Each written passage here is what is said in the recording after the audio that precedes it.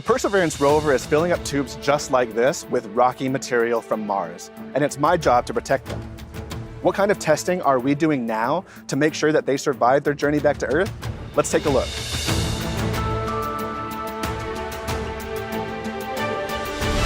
We are close to the base of a nearly 90-foot drop tower here at NASA's Jet Propulsion Laboratory. Places like this are designed to help test out NASA's most ambitious campaign to date, Mars sample return. I'm Raquel Villanueva here with Aaron Yazzie. He's in charge of keeping the sample tubes safe on their journey home.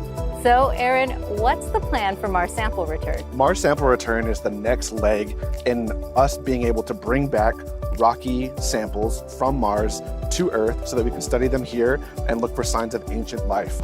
What kind of testing is being done here at JPL to prepare the sample tubes for their journey back to Earth?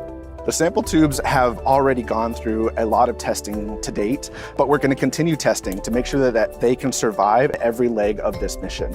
Some of them involved mimicking Mars's environment, practice robotic handling of the tubes, making sure that they can survive each of those steps, the launch environment, the landing environment.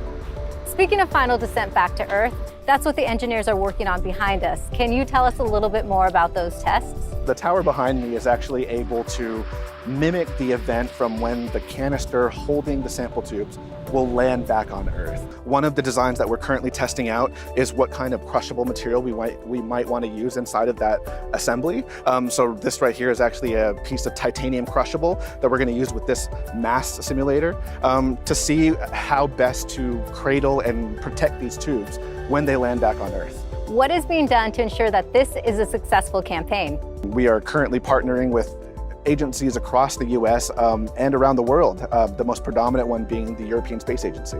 We're actually working on building 100 more test tubes that we can distribute to all these teams so they can do all their testing and ensure that everything will work like they designed it to. What are you most excited about when it comes to Mars sample return? I am really excited about all the information that these little rock samples hold inside them, and especially the exciting probability that we could find ancient life.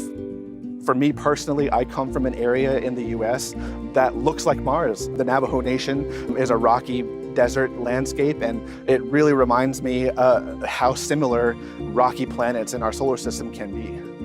It's a very cool perspective to bring with you. Thank you for your time, Aaron. Thank you. And NASA is sending your name to Mars. So if you'd like to get a boarding pass like Aaron has right here, please follow the link below. And to keep up with the latest updates, follow at NASA JPL and at NASA Mars, or take a deeper dive on the mission websites at mars.nasa.gov.